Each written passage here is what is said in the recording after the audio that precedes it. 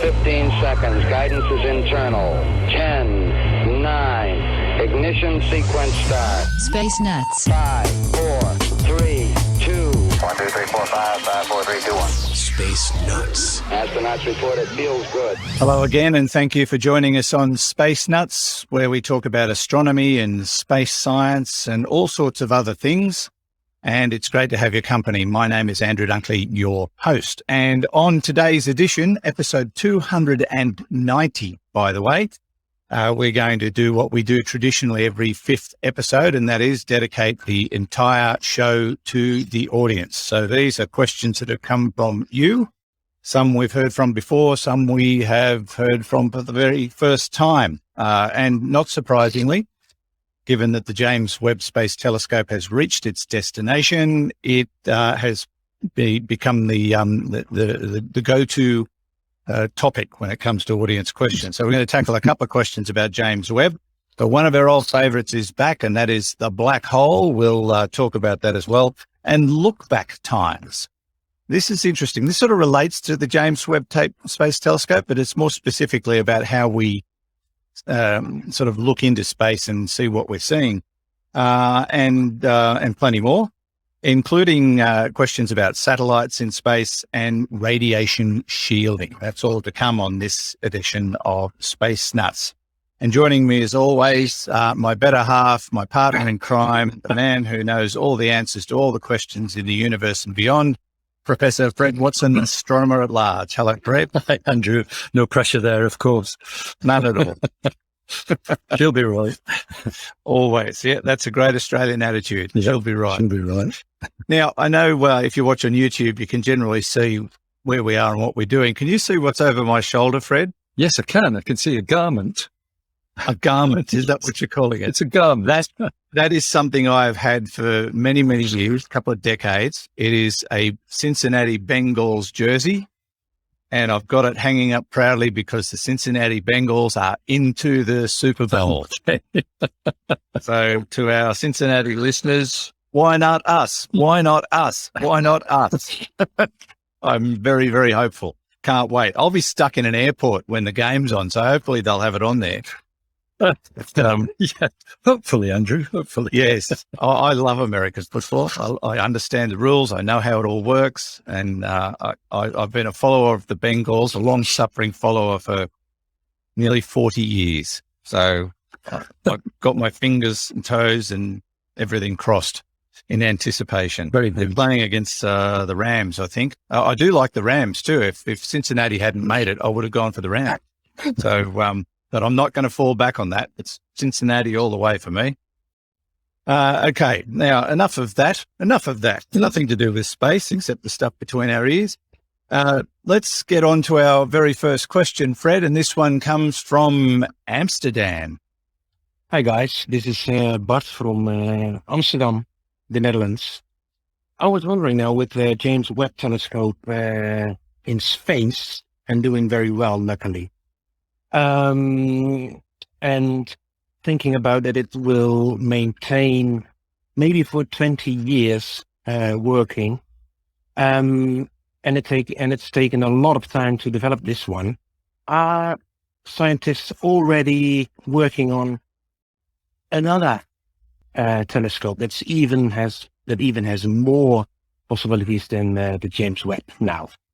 Okay, keep up the good work. Bye bye from Amsterdam. Thank you, Bart. Lovely to hear from you. Hope all is well in beautiful Amsterdam. And the James Webb Telescope is certainly getting a lot of attention, and not surprisingly, it's one of the most exciting projects of recent times. Are they working on something bigger and better, Fred? Yes. Okay, let's move on to the next question. Okay. This is a multifaceted question, like they all are. It's fantastic to get questions that have got many different branches to the answer. Yes, the James Webb is, it is the current front runner in terms of space observation. A 6.5 meter diameter mirror. Now, as you and I have spoken about many times, Andrew, in astronomical telescopes, size is everything. They don't miniaturize. They need to be big, because the bigger the area of the, whatever it is that's collecting the radiation, and for optical and visible light and infrared telescopes, it's a mirror. That the diameter of that means two things: you can collect more radiation, which means you can see fainter objects, but also the laws of physics help you, because the bigger your mirror, the more detail you can see. It improves what we call the resolution in the image. So a 6.5 meter telescope is a huge step forward in space. And I don't want in any sense to minimize the challenge and the triumph so far of the James Webb Space Telescope. It's an enormous instrument, 6.5 meter. It's actually very, very much among the bigger class of ground-based telescopes in the current era. So it will really revolutionize what we know about the universe on many, many different fronts. But astronomers, they suffer from an ailment which is called aperture fever, and it starts with amateur astronomers who buy a telescope just like the one you've got, and you'll probably get it eventually, Andrew, where you think, yeah, this telescope's fantastic, but I just really need something a bit bigger just to let me see that other moon of Jupiter that I can't spot or whatever. And that's the onset of aperture fever. Paracetamol helps to kind of cool things down, but really the only way to deal with it is to buy a bigger telescope. So I think I'm already suffering that, and I haven't really been into that much yet. Yeah. And so professional astronomers are the same, but it's a really interesting thing, because the James Webb is optimized for infrared radiation, and it's in space because it can look at wave bands in the infrared that are actually absorbed by the Earth's atmosphere. So that's, a great reason for putting it into space. Likewise with the Hubble telescope, when that was launched, it is a visible light or optical telescope, but with strong ultraviolet capability. It pushed our access to space radiation well into the ultraviolet, far more than we can see from Earth, because the Earth's atmosphere is really good at absorbing ultraviolet radiation, which is good because otherwise we'd all be burnt to a frazzle with sunburn. So the Hubble was sort of optimized for UV. Now the Hubble's much smaller than the James Webb, but of course there's a quid pro quo here, because the resolution, the amount of detail you can see is it's inversely proportional to the wavelength. You see more detail with smaller wavelengths, and ultraviolet is smaller. So the Hubble actually, in some ways, is comparable with the James Webb Space Telescope, even though the James Webb is much bigger, because it's infrared. It needs to be bigger to see similar detail. But of course, that the big plus is its size will let it gather more light. So to get to the question, there are things on the horizon, and I might just mention a couple. One is actually a project that is already, in fact already signed off on, and will launch no later than May 2027. It is called the Nancy Grace Roman Space Telescope, usually shortened as the Roman Telescope. Who was Nancy Grace Roman? She was one of the driving forces behind the Hubble telescope. So you can sort of see a link there. It's been named after her. Yeah. But it is actually, it's an existing telescope mirror, 2.4 meters in diameter, the same size as Hubble. But the difference will be that it will be a wide field telescope. So unlike the Hubble, which homed in on tiny areas of space, this can do the same thing, but over much wider areas of space as well. And it will carry, once again, a near infrared camera, providing a sharpness of images really comparable to the Hubble, but over a much bigger field of view. So it's almost a successor to the Hubble. So in a sense, that doesn't rival the James Webb. It's not the next really big thing. There is in the US decadal plan for astronomy, the 2020 decadal plan, there is this is something the astronomical community puts together. It's the same thing happens here in Australia. They wanted a 6-meter optical telescope, an ultraviolet telescope. So something the equivalent of the Hubble, but with a 6-meter mirror, in other words, comparable in diameter with the James Webb. So that is likely to be the next big thing. And once again, it's all about, looking at exoplanets and characterizing their atmospheres, which is one of the things the James Webb will do. So to come back to Bart's question, the answer is yes. But let me just add one more caveat. It's taken a long time. I'm sorry, Andrew. And that is that since the Hubble was launched, our technologies for minimizing the effects of the Earth's atmosphere have come along by leaps and bounds. And so you can now do Hubble-class detail imaging from the ground with some of the, the telescopes on the Palma, the Canary Islands, Mauna Kea in Hawaii, down in Chile at Cerro Paranal. They have these adaptive optic systems, which means you can recover the detail in the image that the Earth's atmosphere blurs. And of course, the next generation of telescopes with their 20+ meter mirrors, they too will be equipped with this sort of kit, which means that in some ways they're going to outclass the space telescopes because they're much bigger. But what they can't do is look at radiation that is absorbed by the atmosphere. So mid-infrared radiation or ultraviolet radiation. They need space technology. Will Hubble keep operating? They're not planning on decommissioning that, are they? I think it's scheduled to operate for as long as its gyros last out.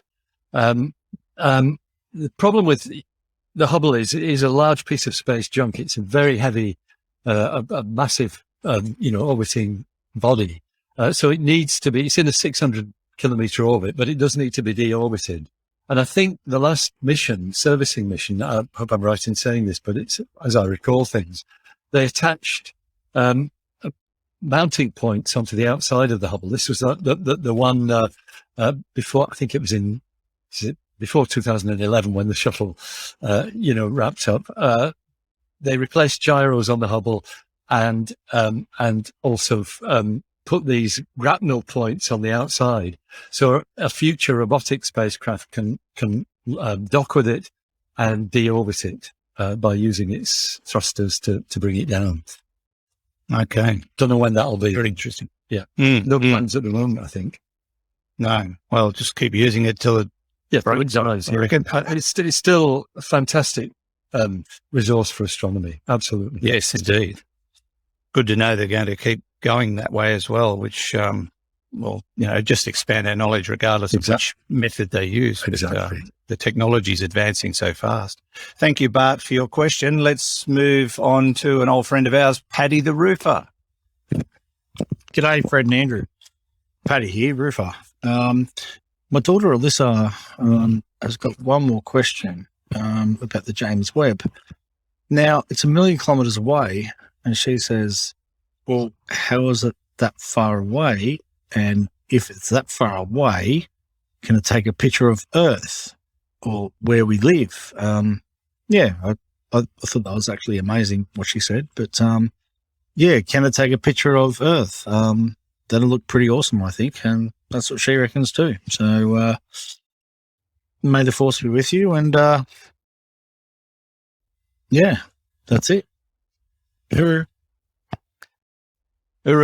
Thanks, Paddy. And Alyssa, nice to hear from you. And they sent a follow-up question. Well, actually, it was a preemptive question to that. We got two questions, one about taking photos of Earth from James Webb, but also, will it be able to take photos of exoplanets? That's something that we really should be considering. Will it be powerful enough to actually get an image of an exoplanet, good and proper? That's a good question. It's certainly going to be quite powerful. But let's go with the first part of the question, photos of Earth. Will it be able to do that? Is it going to be tasked to do that? No, it won't. And the reason is, so the reason why it's 1 million kilometers away, a big part, 1.5 million kilometers, it's 1 million miles, is to put it in orbit around this stable point, the L2 Lagrange point. And that point is directly opposite the sun from the Earth. So there's the sun, the Earth, and the L2 point, all in a straight line, with the James Webb in orbit around the L2 point. The reason why it's there is to give it a nice uniform thermal background. In other words, the heat of the sun on the spacecraft, it actually will fall on the radiation shield. That is to keep the spacecraft's temperature at, I don't know, it's about 20 degrees above absolute zero. It's very, very cold. So the last thing you want to do, and it would fry everything, it would fry the electronics and everything, is turn it round so that the heat shield is no longer protecting the telescope from the sun's radiation, and point it back towards the Earth with the sun nicely in the background there. It is not going to happen, and the telescope will always be looking in the other direction to keep it safe and out of the way. It's a nice idea, but it's the wrong telescope for doing that. It has to be kept absolutely cold.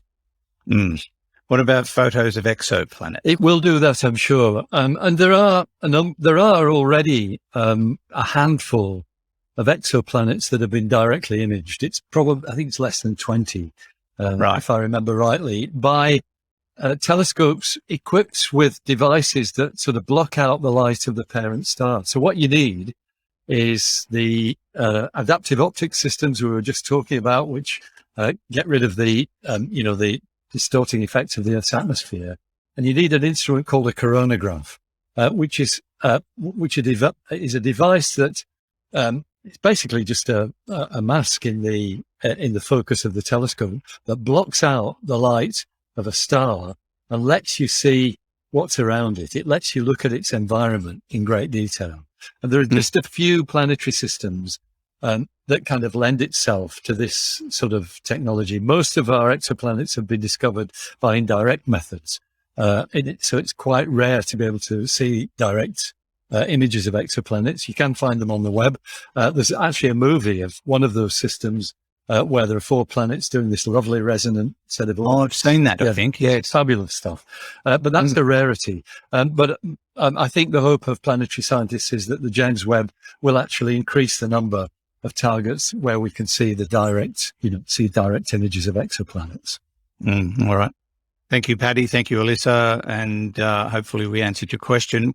Just before we depart from the James Webb Space Telescope, the news this week, aside from its arrival at its destination, is that they have announced its first target, or one of its first targets, and that is a star in Ursa Major, in the constellation of the Great Bear, HD 84406, 241 light years away.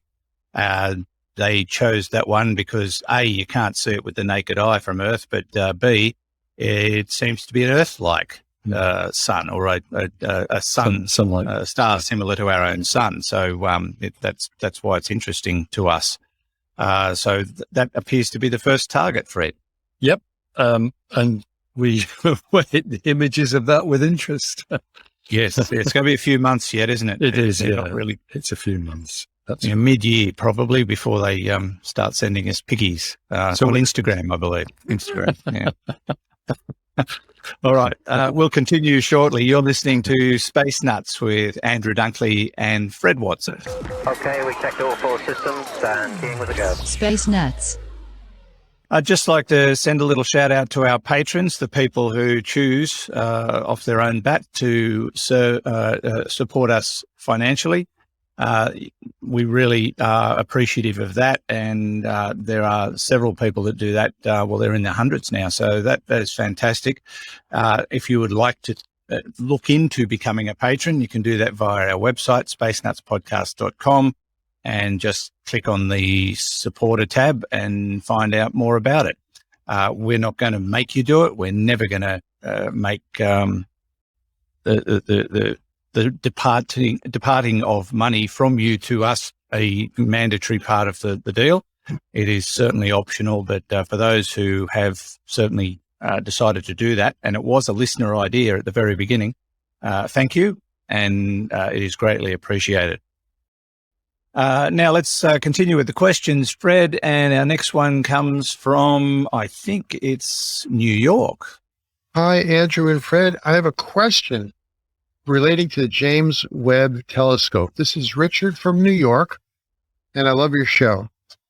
I have questions about the plan to peer into the deep past to see the stars and galaxies from the first billion years after the Big Bang.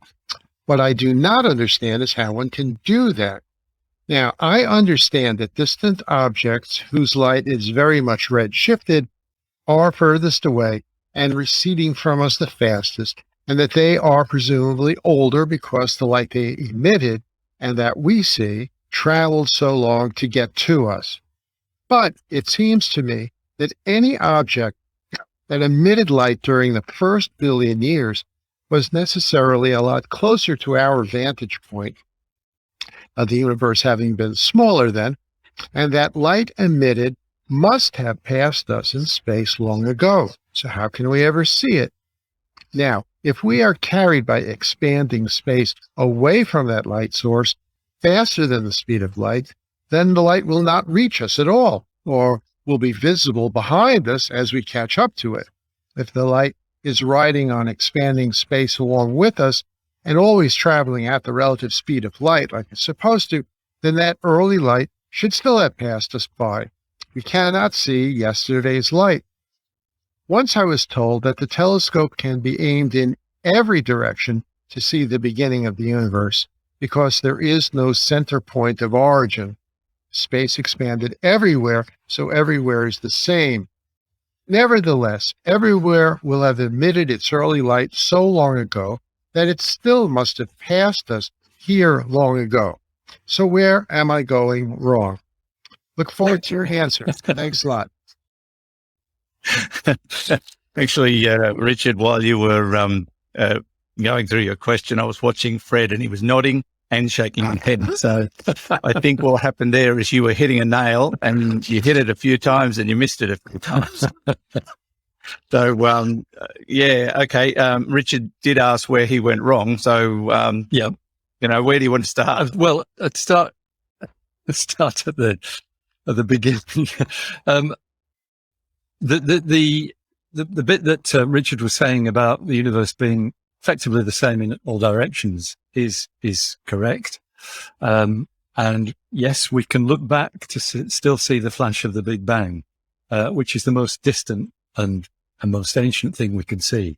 So the first thing is to forget all about light going past you. Just don't think of that, because that's not the way to visualize it. What you have to visualize is us here on planet Earth in the solar system, attached to the Orion Spur near the Sagittarius arm in the galaxy. There you are. That's the full address. That's our vantage point, and everything, all we can see is stuff that's coming towards us. Now, there's light going in all directions, all around the universe, going past us, doing all the rest of it. But none of that is of any importance to us. The only thing that's important is what comes to us here on Earth. And that sort of makes it easy, really, because it means that we are effectively at the center of this bubble of space with light coming towards us. The only light that we can detect is what's coming in our direction. Mm. And yes, it has the attributes that Richard has mentioned. First thing to do is to forget about the expansion. Just imagine that the universe is not expanding. It's a reasonable assumption to make, because it's a separate issue from the look back time issue. Okay, so you've got this universe, this huge volume of space, and the light moving around in it is traveling at 300,000 kilometers per second, speed of light in a vacuum. And that's why when we look further and further into space, we're always looking further and further back in time. And it, you know, the idea of light going past us is irrelevant. All that's relevant is what we receive on Earth. And it's got this exact relationship. That's you look out in space, 1 million light years, you're looking back in time by 1 million years. You do it for 10 billion light years. You're looking back in time 10 billion years. And for that reason, we often call it the look back time. And the look back time is actually more factually correct than a distance. And that's because, as Richard says, the universe is expanding. So a look back time is really what we measure when we measure the redshift, not so much the distance. We're measuring the look back time. In fact, the actual mathematical relationship is a really easy one, believe it or not. And it's a geometrical one. So what you can do is the redshift is a quantity that we call Z, or I guess Richard would call it Z, because that's how it's pronounced on that side of the Pacific. Z is measurable. Geometry tells you that the relationship between the size of the universe now and the size of the universe when that stuff was emitted, when that light was emitted, is a very simple formula. It's 1/1 plus Z. So what it means is if you're looking at an object with a redshift of 1, that light was emitted when the universe was 1/1 plus 1, in other words, a half its present size. And that is pure geometry. That's nothing to do with theoretical modeling. That's pure geometry. Maybe I've clouded the issue a little bit there, but the expanding universe is, if you like, it's superimposed on the idea of look back time. The reason we don't talk about distances is because, yes, the universe has expanded. And as Richard has said, those very distant galaxies were much closer to us when their light was emitted. But they're still emitting light and we're still seeing it. Some of it, don't worry about them going past us. It's what we can see now that's the critical thing. I don't know, Andrew, whether that clarifies the issue or not. I get it. I get it, and I'm sure Richard, who is much more astute than I, has gone, okay, now I understand. Let me just add one more point. So the idea of seeing the birth of the universe, it's actually looking back to a time when the universe was still glowing brightly. So it was still a fireball. And yes, we can look back by this method that I said. The further you look, the more you're looking back. Eventually, you reach this wall of radiation. About 30.8 billion years look back time. That wall of radiation, if the universe wasn't expanding, it would still be there. It would still we'd still look back to this, but the whole sky would be brilliantly light. It would be just, the sky itself would be glowing brilliantly in visible light. But because the expansion of the universe has taken place over 13.8 billion years, that light's wavelength has been stretched, and it's now microwaves, which is why we see it with microwave telescopes. Okay. So just to confuse us more, you've got distances measured in light years. You've got look back time, which tells you how long ago the light was emitted. Happened. Yep. And there was something else that I just dropped out of my head. The redshift relates to it. But there are multiple factors here that you need to consider depending on circumstance. But the main thing is just to forget light that's not coming into our telescopes. All we can do is look, all we can see and all we can learn from is the light that actually reaches us from these distant things. Fair enough. All right. Thank you, Richard. Let's go on to our next question. This one comes from an Australian.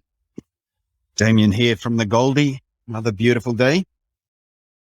And quick question on black holes, amazingly. If you have the size of the black hole and you have the mass of the black hole, if you had protons cheek to cheek inside the black hole, would they fit in there to equal the mass of the actual black hole? Okay. Thanks, Damien. And I hope all is well on, he called it the Goldie. For those who went, where the hell is that? The Gold Coast in Queensland, Australia. We abbreviate everything over here. So Goldie. Yes. Explain his question, Fred, so that I can understand it. And that way everyone should be able to. Yeah. Well, it's Damien's question is really interesting because it's sort of, it's got a few inconsistencies in it, if I may put it that way.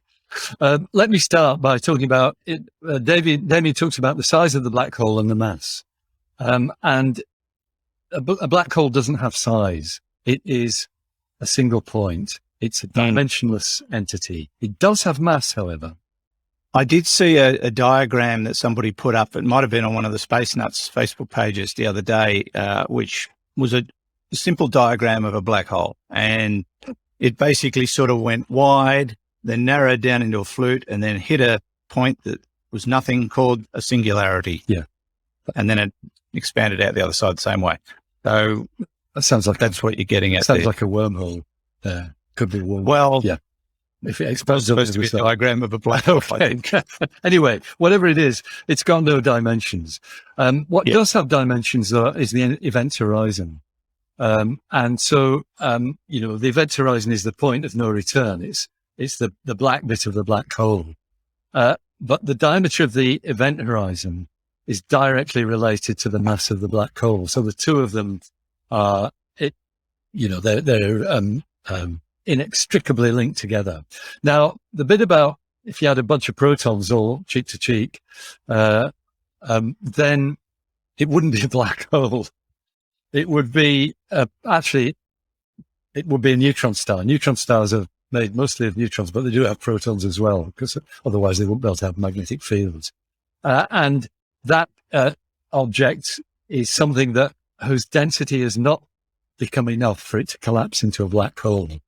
So it's the result of the core of a collapsed star. I do get what Damien's saying, though. Would a neutron star fill the event horizon of the equivalent black hole? And the answer, as I remember rightly, neutron stars do have event horizons because they're actually very dense objects. But I think the event horizons are actually inside the neutron star. I'd have to check up on that. That's something that's come from somewhere in my brain. Neutron stars do have physical dimensions. Black holes don't. That's the big difference between them. Of course. All right. Thank you, Damien. Hope that helped. So do I. Ibuprofen would help too, as Fred alluded to earlier. Yes. This is Space Nuts with Andrew Dunkley and Professor Fred Watson. Space Nuts. You've been listening to the Space Nuts podcast. Mission complete, Houston. Available at Apple Podcasts, Google Podcasts, Spotify, iHeartRadio, or your favorite podcast player. You can also stream on demand at Bytes.com. This has been another quality podcast production from Bytes.com.